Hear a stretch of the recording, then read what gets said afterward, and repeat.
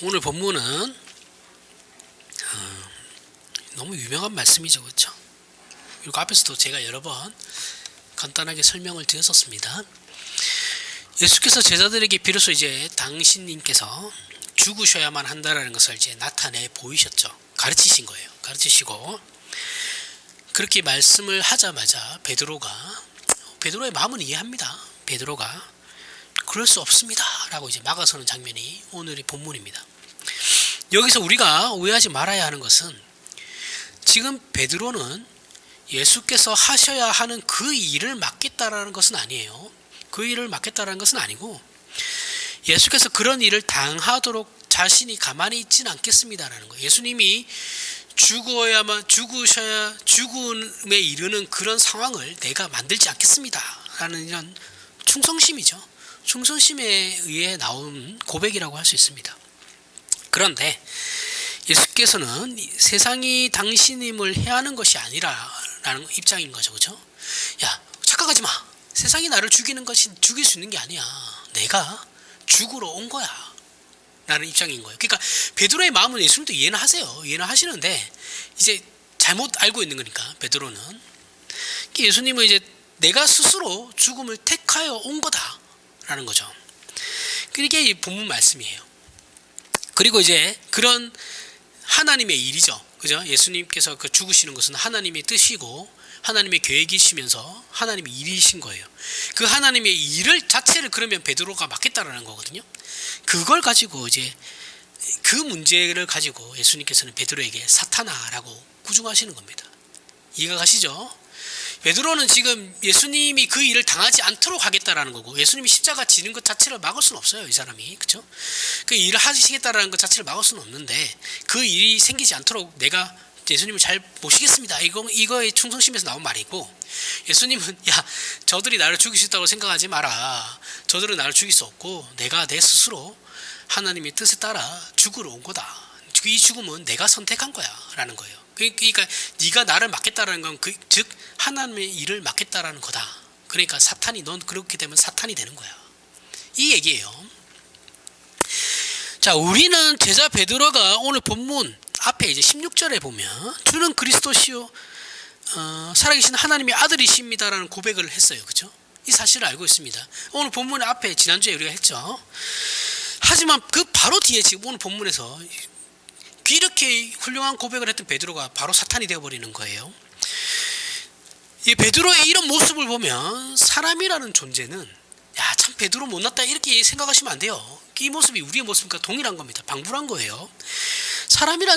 여기서 우리는 이제 사람의 존재를 알아야 됩니다. 사람이라는 존재는 예수 그리스도를 주라고 고백해놓고도 그 고백이 가지는 진정한 신앙의 길에서 누구나 언제든지 벗어날 수 있는 존재가 사람이라는 것을 알아야 되는 겁니다. 참, 나 같으면 안 그럴 것 같은데 그거 아니에요. 다 똑같아요. 사람은. 베드로만 그런 것이 아니고 누구나 다 그렇다고요. 17절에 바요나 시몬아 내가 복이 있도다. 이를 내게 알게 하니는 혈육이 아니요 하늘에 계신 내 아버지시라. 자, 예수님께 이렇게 큰 칭찬을 받은 베드로가 그 바로 뒤에 사탄이 되어 버리는 이 일은 우리에게 있어서 사실은 좀 섬뜩하죠. 그죠? 나는 하나님을 향해서 내 열정과 내 모든 것을 불살랐는데, 그죠? 불사르겠습니다. 그런데 예수님이 볼 때는 하나님이나 예수님이 볼 때는 저거 좀 위험한데 이렇게 생각하실 수 있는 거예요. 이런 내용들이 우리가 볼 때는 섬뜩하죠. 야, 나는 내 목숨 바쳐서 열심히 했는데 이게 아닐 수도 있구나. 그죠? 자, 생각해 보세요. 우리 주변에 한번 보세요. 교회 다니시는 분들. 자신은 목숨 걸고 하고 있습니다. 한다고 해요. 충성스럽게 열정과 열심과 특심을 내고 있어요. 그런데 저게 하나님의 일이 아닐 수도 있다라는 생각을 하면 섬뜩하죠. 그죠? 우리 주변에 많습니다. 그런 사람들. 교회 다니시는 분들 주변에 보면. 왜냐하면 베드로의 모습이 딱 우리의 모습이니까요. 섬뜩한 그런 내용들이 또한 저들의 모습이 나의 모습일 수도 있는 거거든요. 사실은 너무 안 하는 사람이 더 많죠. 안 하는 사람이 더 많은데 어쨌든 특심 있는 사람들은 자신들이 많이 맞다고 생각하면서 막 열심히 하는 거니까. 자, 어쨌든 그들의 모습이나 지금 성경에 나오는 베드로의 모습이나 우리의 모습이나 지금 나의 모습이나 똑같다라는 거예요. 성경이 말하는 건 사람은 다 똑같다라는 거거든요. 우리도 하나님을 향한 진심 어린 내 신앙 고백을 가지고 있어요. 그렇죠? 여기 앉으신 분들은 누구나 다 하나님을 진심으로 사랑하고 예수 그리스도를 진심으로 믿고 있어요. 그 진심 어린 고백이 있어요. 그렇죠? 하지만 그 고백에 비해 언제나 미흡한 신앙을 가졌죠.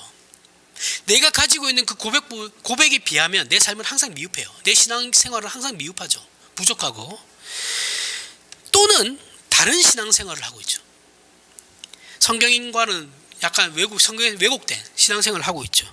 그런데 더 큰 문제는 우리의 이 미흡한 신앙생활이라는 것이 실천의 문제에 있어서의 문제가 아니고, 그러니까 내가 어떤 행위를 하지 못하는 그런 것이 아니고 기독교 신앙의 본질, 그 본질을 잘못 이해하고 있기 때문에 일어나는 문제라는 것이 오늘 본문이 가르치는 겁니다.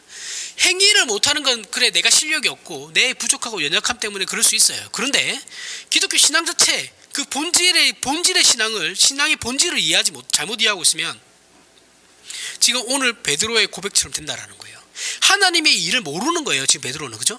잘못된 신앙, 제대로 알지 못하는 신앙을 가졌기 때문에 이런 말들을 하는 거거든요. 그 문제를 얘기하고 있는 겁니다. 오늘 본문은 하나님의 뜻을 제대로 알라는 거죠. 제대로 알고 열정을 가지라는 거예요. 그렇지 않고 왜곡된 신앙에 열정을 가지게 되면 너는 사탄이 되는 거다라는 거예요. 이거는 뭐 그게랑 똑같죠. 주여 주여 내가 주의 일을 얼마나 열심히 했는데 예수님께서 난 네 모른다.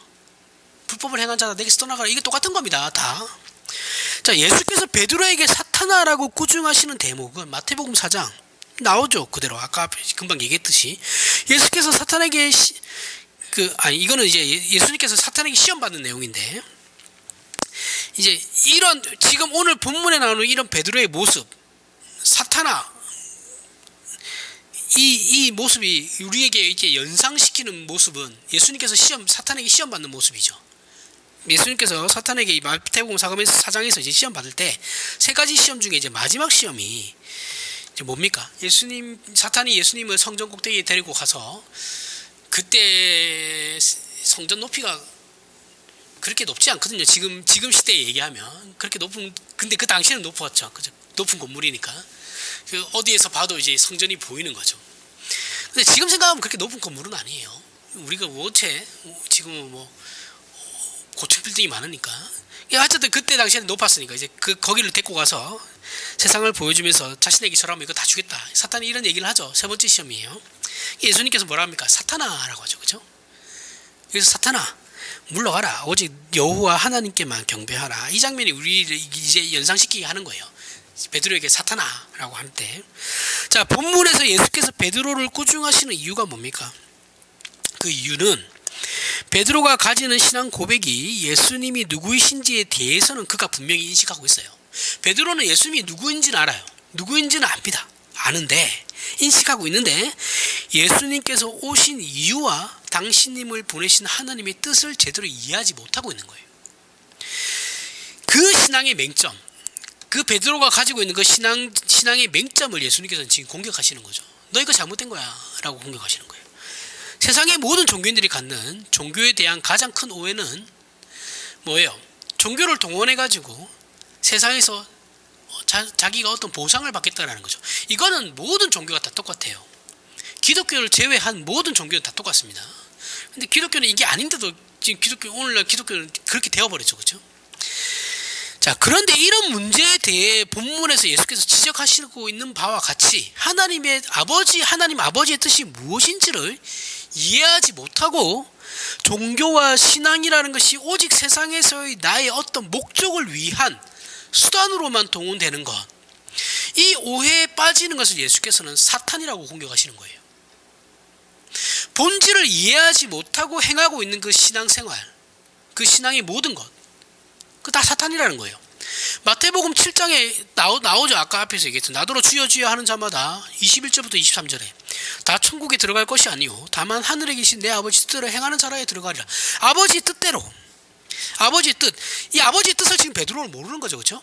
아버지 뜻대로 행하는 자라야 들어가리라. 그날에 많은 사람이 나더러 이르되 주여 주여 우리가 주의 이름으로 선지자 노릇하며 뭐예요? 주의 이름으로 귀신을 쫓아내며 주의 이름으로 많은 권능을 행하지 아니하였나이까 하리니 그때 내가 그들에게 밝히 말하되 내가 너희를 도무지 알지 못하니 불법을 행하는 자라 내게서 떠나가라. 뜻을 제대로 이해하지 못하고 어떤 종교적인 행위와 열정만으로 자신들의 그런 자기는 옳은 일을 했다, 나는 하나님의 일을 했다라고 하시는 분도 많죠. 그죠? 정작 본인들이 하고 있는 건 하나님과 전혀 상관없는 일들을 하고 있는데 자기들은 그렇게 생각하는 거예요. 거기에 대한 예수님의 대답은 내가 너희를 도무지 알지 못하니 불법을 행한 자들은 내게서 떠나가라는 겁니다. 최후의 심판 때 어떤 사람들이 자기들은 하나님께 큰 보상을 받을 것이라는 것을 확신하고 있어요. 확신하고 있는데 예수님은 저들이 잘못되었다는 것을 지적하고 계시는 장면이에요. 그죠? 그럼 저들의 확신, 그들의 그런 확신들은 어디서 나오는 겁니까? 열심의 특심을 가진 자들, 교회 안에서 그러면서 상대방에게 삿대질하고 상대방을 정죄하는 사람들, 그들의 확신이 어디서 나오는 거예요? 자신들의 종교적 열심에서 나오는 거예요. 예수님의 뜻이 아니고 하나님의 뜻이 아니고 자기의 신앙적 어떤 열심, 종교적 능력에 행하는 것에 그 근거를 두고 있는 거죠. 그러니까 하나님께서 그렇게 하지 말라는 이웃을 비판하고 정죄하는 겁니다. 하나님의 뜻은 철저히 무시되고 자기가 행하고 있는 이 일에 자신의 신앙의 근거를 두니까 우월감을 가지게 되죠. 이건 다 사탄이에요. 예수 오늘 본문대로 하면. 하지만 예수께서는 그걸 뭐라고 그러십니까? 그것이 나와 아무 상관없다. 네가 지금 행하고 있는 그 신앙은 나하고 아무 상관없어. 너는 네가 좋아서 한 거지. 너를 나타내려고 한 것뿐이지 나하고는 아무런 상관없다. 이 무서운 거죠.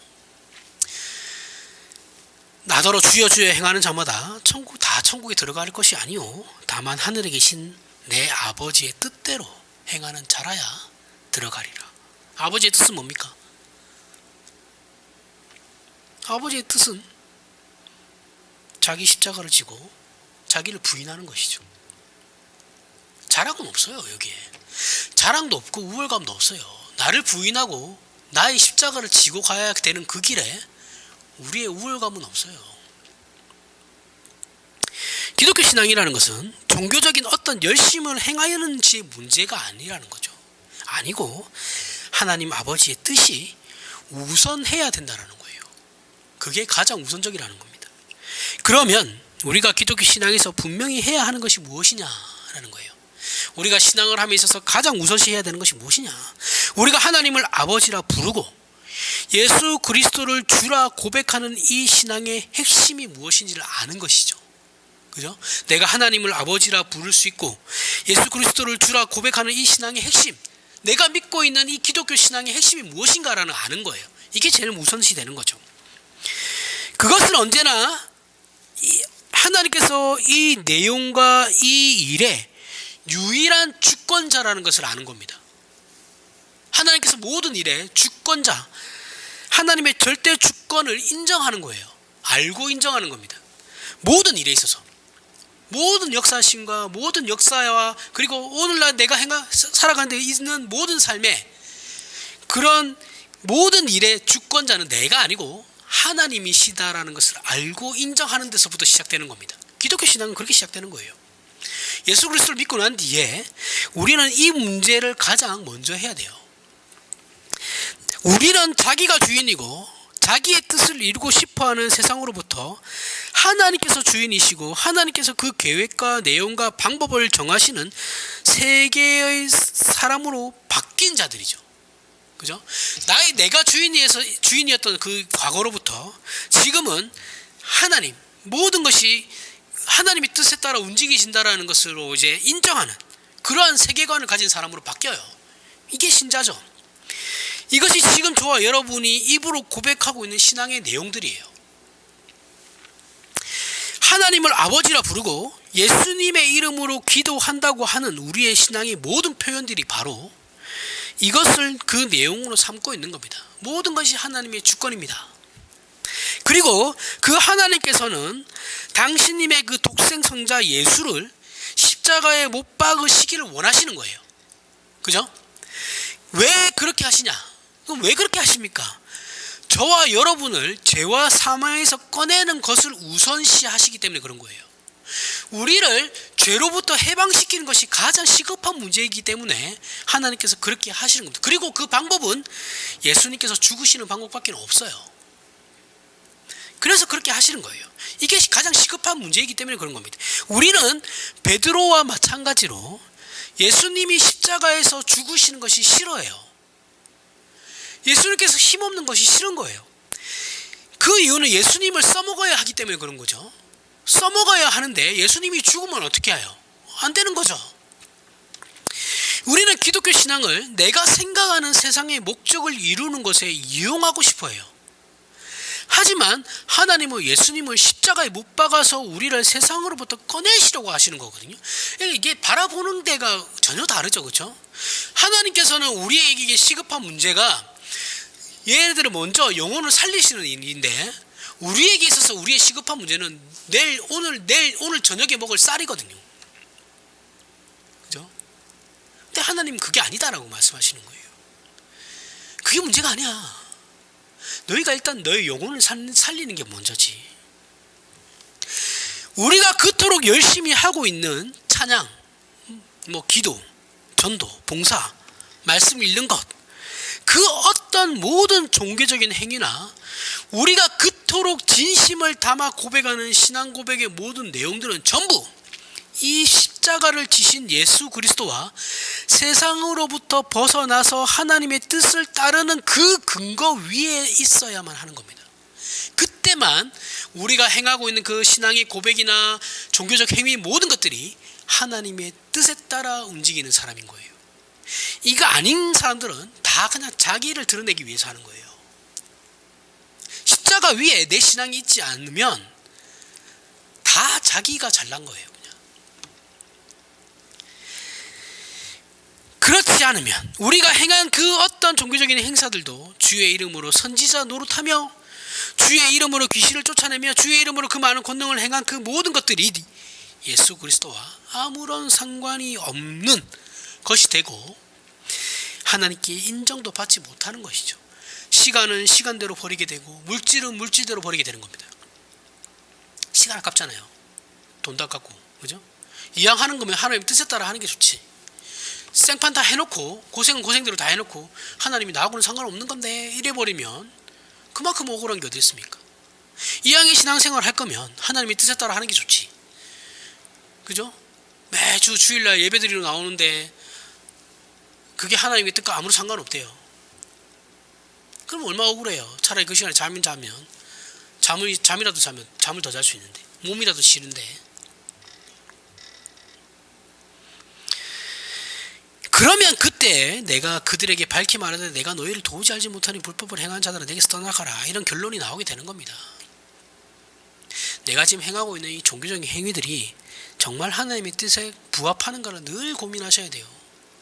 내가 살아가는 이 삶이 내가 신자로서 살아간다고 하는 이 삶이 늘 하나님의 뜻과 부합되는지를 살펴봐야 됩니다. 그게 안 되면 똑같아요. 세상 사람들과. 비참한 겁니다. 무섭고 부끄럽고 비참한 거예요. 예수님과 아무런 상관이 없으니까요. 예수께서 십자가를 지심은 우리를 죄와 사망에서 꺼내어 의와 진리의 거룩함으로 지으심을 받은 새 사람을 만들기 위함이죠. 이 싸움이 틀리면 안 되는 거예요. 그죠? 이게 본질적인 싸움이거든요. 근데 우리는 이 싸움으로 하지 않고 다른 걸로 맨날 싸워요. 별 문제도 아닌 것. 화분을 놔야 되니 말아야 되니 예배당 안에 화분을 놔야 되니 말아야 되니 이거 가지고 싸우고 맨날 김장을 해야 되니 말아야 되니 이거 가지고 싸우죠. 누가 얼마를 더 썼네 덜 썼네 이거 가지고 싸워요. 안 그렇습니까? 지난주에 예배를 드렸네 말았네 직분자가 예배를 드리네 말았네 이런 거 가지고 싸우고 네가 잘났네 내가 잘났네 가지고 싸우죠.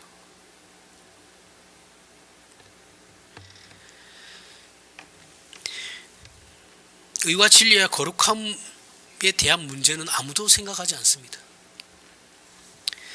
우리는 우리가 고백하고 자신하며 내용으로 삼는 그 모든 신앙의 것들이 하나님과 연결되고 거룩함과 연결되어야 해요.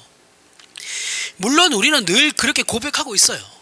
이런 고백을 안 하는 사람은 없습니다. 교회에 어느 정도 예수를 믿는다는 사람 치고 이런 고백을 안 하는 사람은 없어요. 하지만 그러면서도 동시에 우리는 예수 그리스도의 십자가를 부인하는 일을 늘 자행하고 있죠. 그죠? 그런 것이 우리 현실입니다. 이것을 기억하고 늘 이렇게 자신의 신앙을 점검해야 된다는 거예요. 누구 판단하기 이전에 자신의 신앙을 돌아보라는 겁니다. 나부터 돌아보라는 거예요. 그렇게 돌아보면 내가 과연 저 사람에게 그러한 판단과 정죄를 할 자격이 있나라는 생각이 들죠. 그죠? 항상 얘기하지만 교회에서 신앙을 지적하는 사람은 목사가 하면 됩니다. 목사만 하면 돼요. 왜냐하면 목사는 스승이니까. 목자가 아니에요. 목사는 목자가 아니에요. 목사도 같은 양입니다. 목자는 오직 예수 그리스도밖에 없어요. 모두가 양인데 그냥 가장 그 양 중에 선두에 서는 사람이 목사인 거예요. 가르치는 자니까, 스승이니까 당연히 지적을 할 수 있죠. 목사만 하면 됩니다. 장로가 있으면 장로들이 하면 되는 거예요. 왜냐하면 장로들은 하는 일이 치리장로니까, 다스리는 거니까요. 장로들과 목사만 하면 돼요. 다른 사람들은 할 필요 없어요. 다른 사람들은 그저 서로 섬기고 아끼고 사랑하면 되는 겁니다. 위로해주고.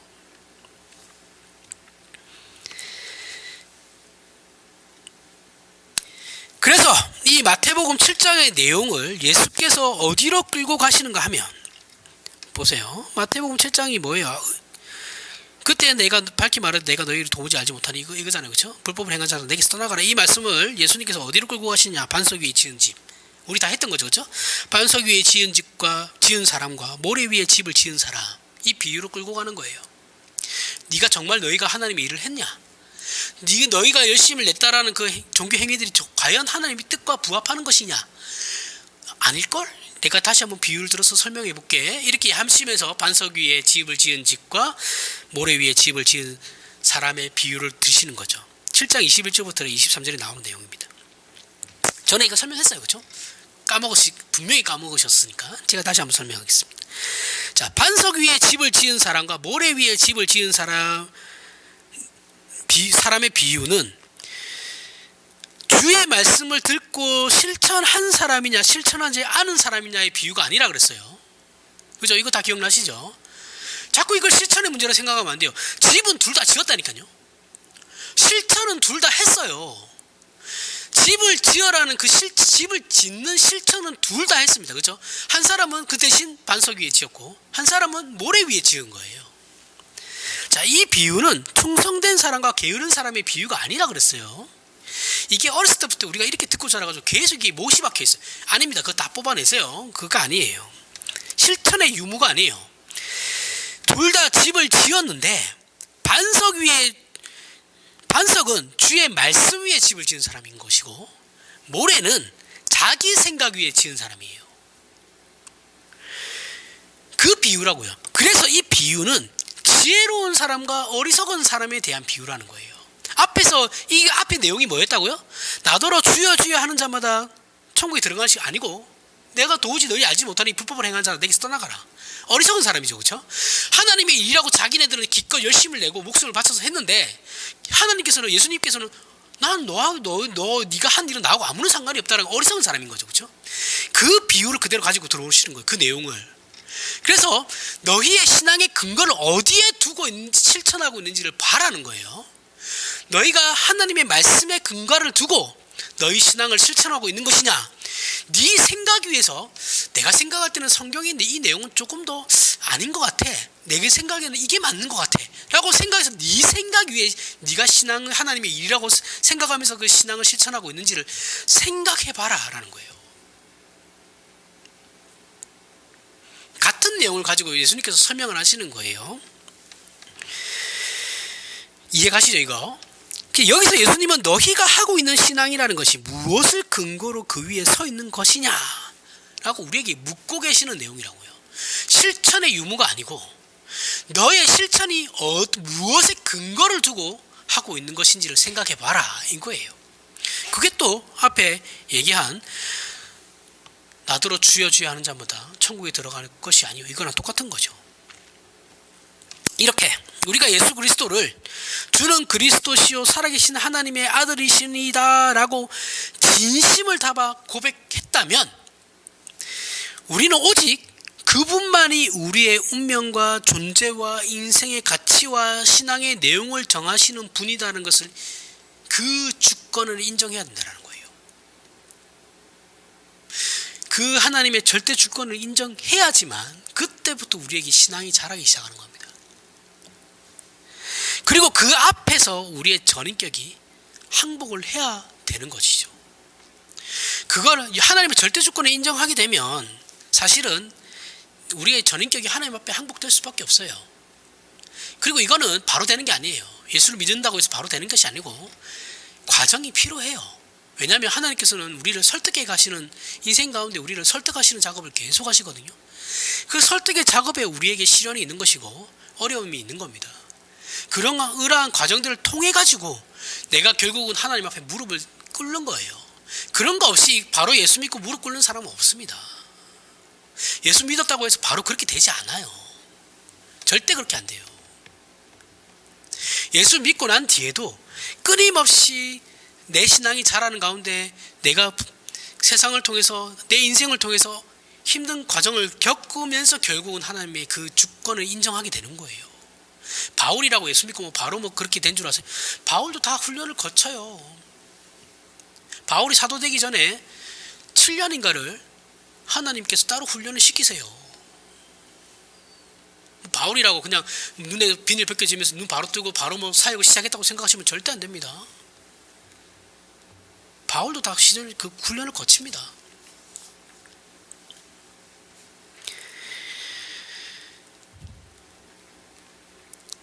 기독교라는 것은 여러분 잘 생각하셔야 돼요.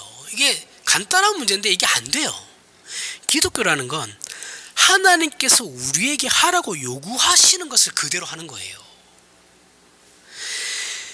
내가 원하는 하나님의 일을 하는 게 아니에요. 하나님께서 원하시는 걸 하는 게 기독교예요. 그게 기독교 신앙입니다. 그리고 이것을 순종이라고 하는 거예요. 그래서 성경 큐티를 하지 말라고 하는 이유 중에 한 개가, 성경을 읽는 건 참 좋은 일인데 큐티를 하는 것도 좋아요. 좋은데 말씀을 연구하는 건 좋고 생각을 하는 건 좋은 거죠. 근데 그 큐티를 하게 되면, 혼자서 하게 되면 이게 문제가 심각해져요.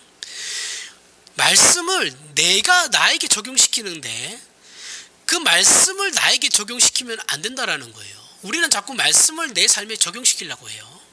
그죠? 그러면 이 말씀은 주관적인 말씀이 되는 거죠. 내가 내 마음대로 해석하게 되는 거예요.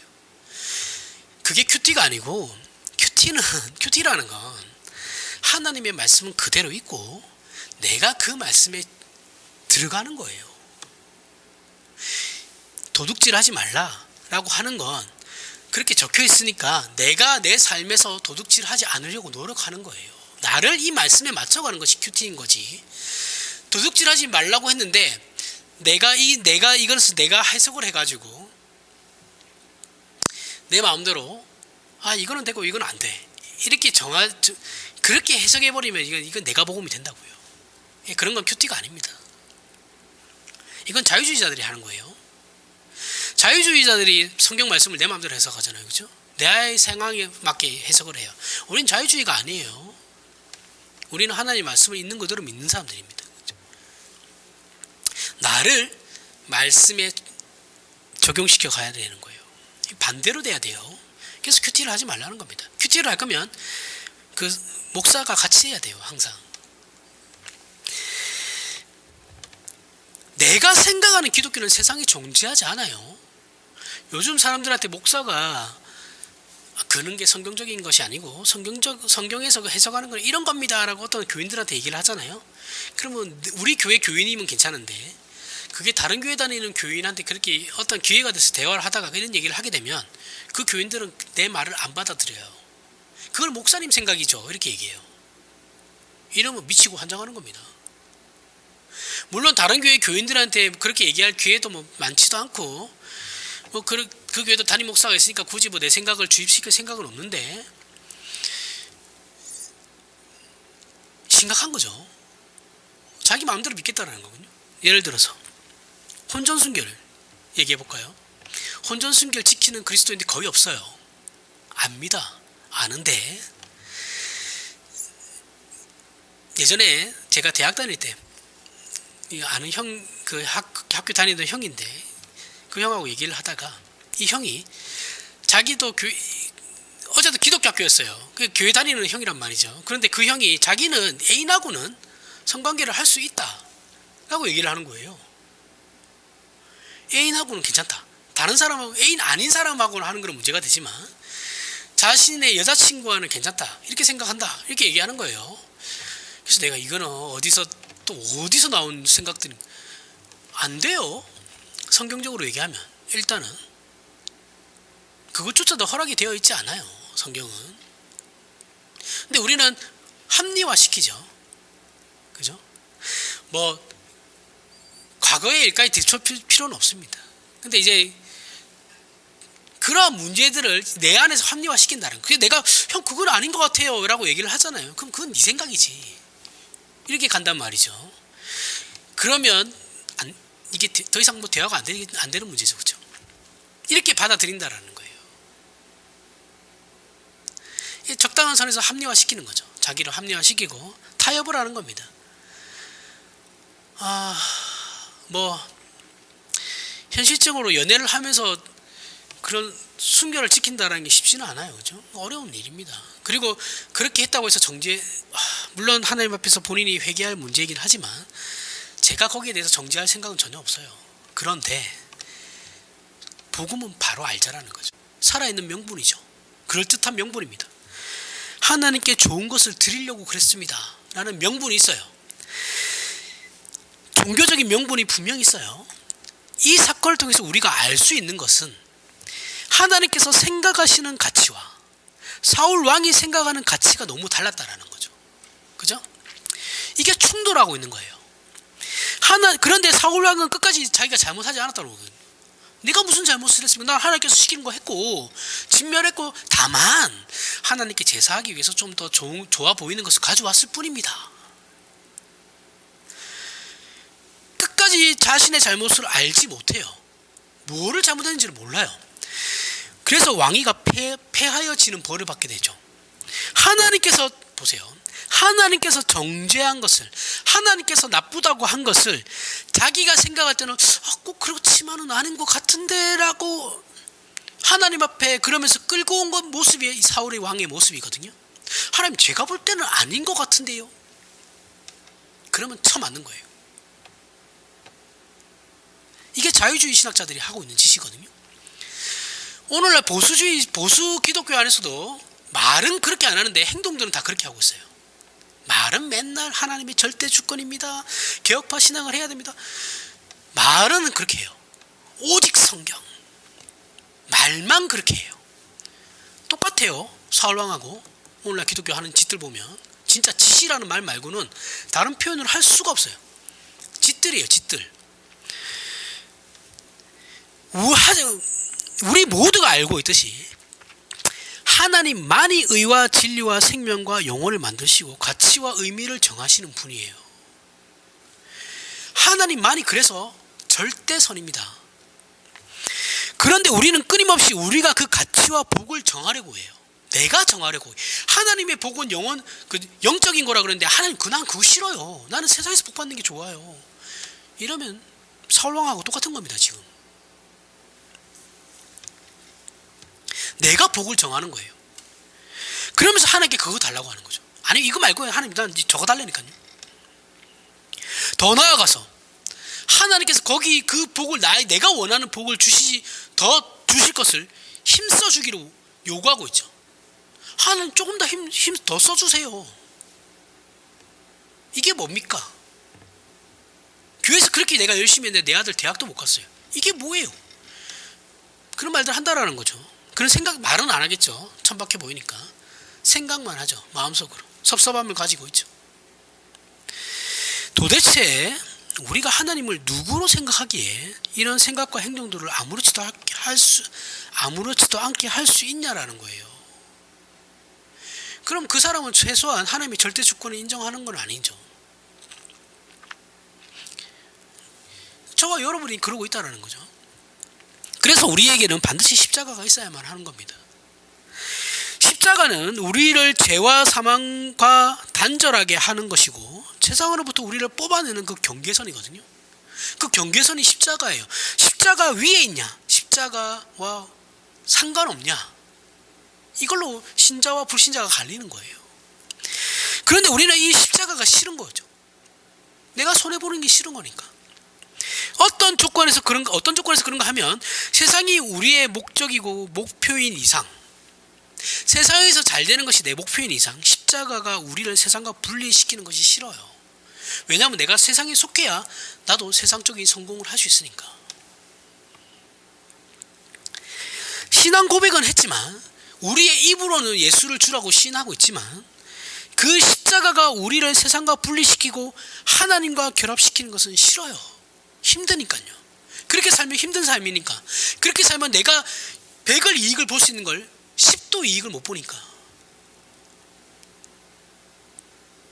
내 주변은 다 잘 되는데 나만 혼자 다 자기 주변의 아파트는 주변 사람들은 다 50평짜리 아파트에 사는데 나 혼자 전세 살아야 되니까. 그게 싫죠. 남들 다 대형차 타는데 나 혼자 소형차 타야 되니까. 자존심 상한다 이거죠. 그러면서 어떻게 해요? 내가 세상에서 증명받는 방법으로만 하나님, 내 인생에 간섭하시려고 하지 말고 하나님은 내가 원하는 것만 들어주시면 됩니다. 그러면 내가 교회에다 헌금 열심히 할게요. 봉사 열심히 할게요. 쇼 붙이려고 하는 거잖아요. 그러면 죄송한데 맞아요. 하나님한테.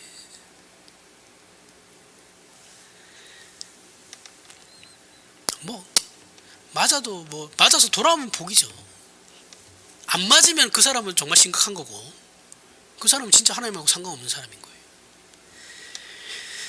하지만 베드로처럼 주여 그리 마옵소서 이 일이 결코 주께 미치지 아니하리이다 그러면 사탄이 되는 거죠. 이건 베드로를 향한 예수님의 분명한 비판이고 베드로가 받아야 하는 벌이에요. 그런데 우리는 끊임없이 이 일을 반복하고 있죠. 지금도 우리는 반복하고 있습니다.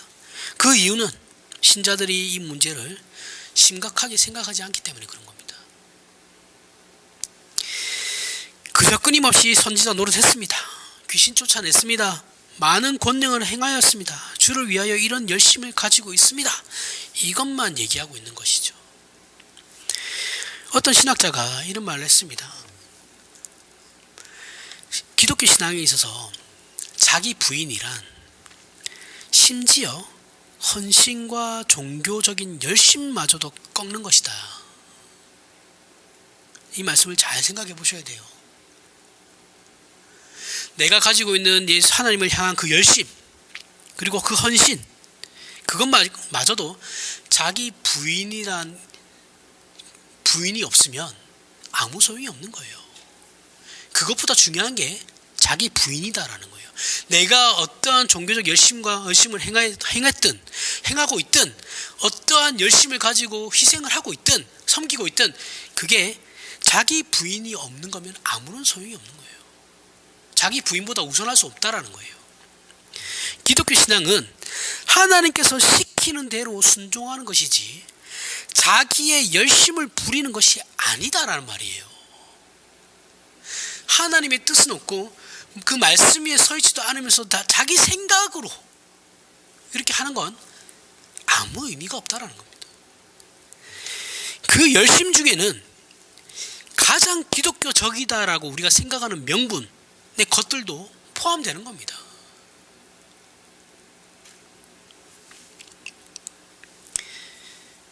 항상 우리는 명분 가지고 이렇게 하려고 하잖아요. 그렇죠?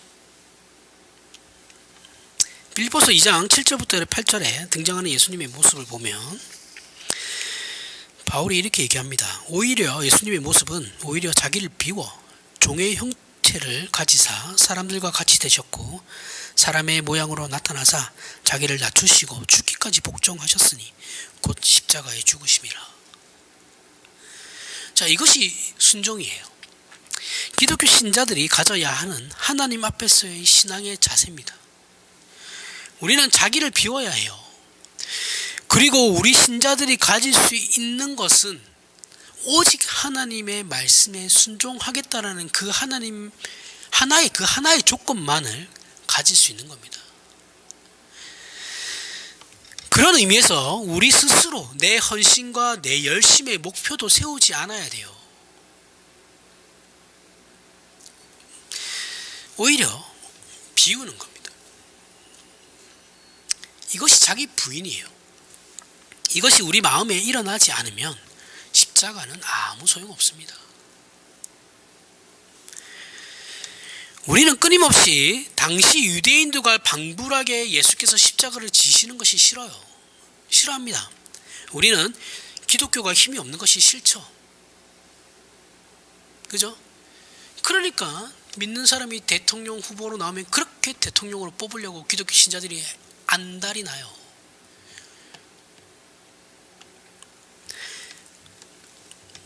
그 이유가 왜요? 왜 그렇습니까? 왜 그렇게 힘을 가지고 싶어하고 왜 그렇게 기독교가 세상에서 부러움의 대상이 되고 싶어합니까?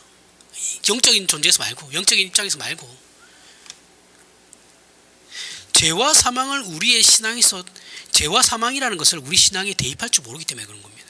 예수 그리스도께서 십자가에서 하신 일, 죄와 사망에서 나를 꺼내고 의와 진리의 거룩한 사람으로 불러낸 그 변화를 이해하고 있지 못하니까 기독교가 세상에서 힘으로 물리적인 차원에서 쓸모가 있기를 바라는 것이죠.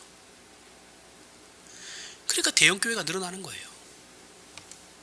뭐 대형교회가 다 나쁜 건 아니겠지만 바람직한 건 아니라고 생각합니다.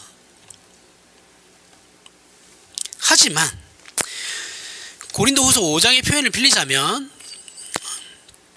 우리는 더 이상 세상을 위하여 살지도 않고 자신을 위하여 살지도 않는 자들이다, 이렇게 말씀하고 있거든요. 이것이 십자가라는 거예요. 십자가 위에 선 신자들입니다. 우리는 하나님을 위하여 살며 하나님의 사람으로 그 나라에 속한 자로 이 세상을 살아야 합니다. 그 나라를 다스리시는 분이 우리의 아버지시고 우리를 그분의 나라에 살게 하기 위하여 우리를 예수 그리스도의 십자가를 통해서 저와 여러분을 이 세상에서 끄집어내셨어요. 거기에만 생명이 있고 참된 복이 있는 겁니다. 그래서 모든 신자는 지금 당장 하나님의 사람으로 살도록 명령받고 있는 거예요. 하나님 조금만 기다려 주십시오. 제가 이것만 하면 하나님의 뜻대로 살겠습니다. 그건 우리 생각이에요. 신자는 지금 당장이에요. 지금 당장. 내일은 우리의 것이 아니라니까요. 내일을 누가 보장합니까? 오늘 점심 나랑 같이 밥 먹었던 사람이 집에 가다가 교통사고로 죽어요. 내일은 그 사람 못 봐요. 그걸 누가 보장하냐고요. 며칠 전에 나하고 만나서 그렇게 재밌게 놀았던 사람이 죽었다고 소식이 들려와요. 누가 보장하냐고요. 도대체 무슨 자신감인지 모르겠습니다. 지금이에요. 지금 하나님의 명령은 그래 다음에 해, 그런 거 없어요. 지금이에요. 지금 당장 명령을 받고 있는 거라고요. 우리는 죄를 거부하고 거룩하게 살며 의의 병기로 매일매일 하나님 앞에 자신을 바치고 그래서 일어나는 승리와 기적과 하나님의 동행하심과 간섭하시는 손길을 경험하도록 되어 있는 것입니다. 지금이요. 하지만 이런 일들이 우리에게 일어나지 않는 이유가 뭐예요? 지금 이런 일들이 저와 여러분들에게 일어나고 있습니까? 우리는 주는 그리스도시요 살아계신 하나님의 아들이십니다 라는 고백을 하고 있지만 그 고백이 가지는 십자가의 삶을 살지 않아요. 그렇기 때문에 이런 일들이 일어나지 않는 것이죠. 하나님의 나라의 백성이고 그 나라로 넘어오지 않으려고 하기 때문에 이런 일들이 우리에게 일어나지 않는 겁니다. 먼저 그의 나라를 구해야 되는데 우리는 먼저 그의 나라를 구하지 않아요. 내 삶을 먼저 구하죠. 그러니까 하나님께서 입히시고 먹이시는 그러한 복들을 우리는 누릴 수 없는 거예요. 진짜 하나님의 말씀에 순종하면서 살면 다 해주신다니까요. 안 하니까 문제인 거예요. 안 하니까 그런 기적들이 안 일어나는 거예요. 우리의 삶에. 물론 부자가 되는 그런 건 아니에요. 먹고 사는 데 있어서 그렇게 막 남을 짓밟고 그렇게 할 필요는 없다라는 거죠. 없이 하나님께서 그렇게 해주신다라는 거예요. 이것을 오늘 본문의 베드로도 지금 여기에 있는 우리도 놓치고 있어요. 베드로와 우리는 입술로는 예수께서 누구이신지를 고백하지만 예수께서 무엇을 하시려고 이 땅에 오셨는지를 놓치는 겁니다. 그래서 아직도 우리는 자기를 위해서 살고 하나님의 일은 하지 않고 있죠. 하나님의 일이 단순히 교회에서 뭔가를 하는 그런 게 아니라 그랬어요. 그렇죠? 우리의 삶이에요. 삶을 어떻게 살아갈 것인가. 그게 하나님의 일이라고요. 무엇이 하나님의 일인가? 를 고민을 해보셔야 돼요. 이제 내가 신자인데 내가 하나님의 일을 해야 되는데 무엇이 하나님의 일인가? 공동체에 대한 책임, 의무도 있지만 공동체를 또 외면하면 안 되죠. 그렇죠? 외면하면 안 돼요. 공동체 하나님께서 우리 교회를 통해서 일을 하시는 것이기 때문에 교회는 그냥 가는 기본값으로 가는 거예요. 기본값으로 가고 그 다음에 내가 세상에서 무엇을 어떻게 할 것인가, 내 삶을 어떻게 살아낼 것인가에 대한 문제를 고민을 하셔야 된다라고요. 그게 신자입니다. 자신을 위해서 살지 않고 하나님의 일을 하지 않습니다. 우리는 하나님께서는 늘 얘기하지만 우리 자체가 목적이세요. 저와 여러분 그 존재 자체가 목적이지 우리가 뭔가를 한 일을 가지고 하나님께서 영광 받으시는 건 없어요. 우리가 잘 되는 것, 신자가 신자다워지는 것으로 하나님께서 영광 받으시는 것입니다. 그 자체가 목적이시기 때문에 하나님의 충만하심으로 채우려고 하는 것이 하나님의 목적이시죠. 하나님께서 우리에게 하시려고 하는 일이 그거예요. 그래서 우리가 신성의 모든 충만으로 그리스도의 장성한 분량이 충만한 데까지 이르는 자가 되기를 하나님께서는 원하시는 거예요. 돈 벌어라는 게 아니에요. 즉 성경이 말하는 하나님의 일이란 하나님께서 당신님의 형상을 따라 지은 그 아름다운 인간의 고급한 경지에 이르는 것, 그게 하나님의 일이에요. 앞에서 얘기했듯이 그리스도의 장성한 분량이 충만한 데까지 이르는 자의 영광된 모습으로 만드는 일, 이것이 우리 신자들이 해야 하는 하나님의 일인 것입니다. 그래서 우리로 죄와 사망에서 벗어나 거룩하고 아름다우며 영광스러운 하나님의 형상적 존재로 만들어진 인간의 참모습을 찾는 거예요. 그리하여 하나님의 복주심과 통치 아래에서 행복을 누리는 이것이 진정한 신앙의 가치이고 십자가의 목적입니다. 언제나 말하지만 하나님은 우리에게 일하라고 하시지 않아요. 돈 많이 벌어와서 헌금 많이 해, 그게 성경금 많이 해, 그게 아닙니다. 괜히 우리가 자존심 상하는 것이 싫으니까 일하는 것으로 우리 자신의 신자된 책임을 떼우려고 하는 거죠. 그럼 왜 이런 고백이 교회에서 나오지 않고 개인 신앙에서 드러나지 않느냐라는 거예요. 하나님의 뜻에 따라 하나님의 형상적 존재로서의 그 아름다운 인간의 고급한 경지, 이런 것들이 왜 우리의 신앙 고백으로 드러나지 않습니까? 자꾸 비전만 얘기해요. 왜? 그 이유는 우리가 고백하고 있는 십자가가 무엇을 의미하는지를 모르기 때문에 그런 거예요. 비전만 얘기해서 내가 앞으로 뭔가를 해서 하나님의 영광을 드러낼 것입니다 하면 안 된다니까요. 드러내야 돼요. 지금 어떻게? 하나님의 뜻에 순종함으로.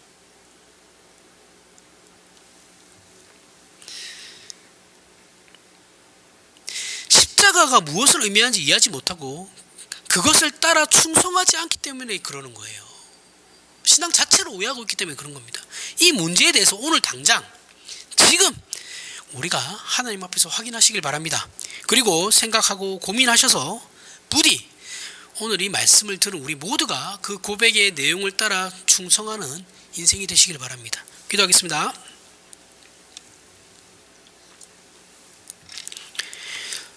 하나님 아버지, 은혜를 감사합니다. 예수 그리스도를 십자가에 못 박아 우리를 죄와 사망에서 꺼내셨고 자기를 중심으로 살아가는 이 세상에서 꺼내어 거룩하신 하나님의 자녀로 삼으셨습니다.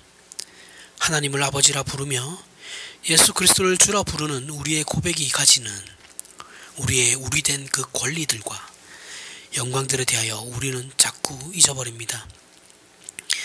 세상의 유혹에 자꾸 넘어집니다.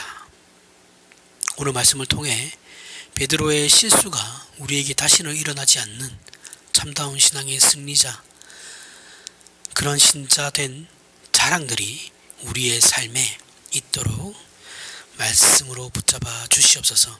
예수님 이름으로 기도합니다. 아멘. 우리 다 같이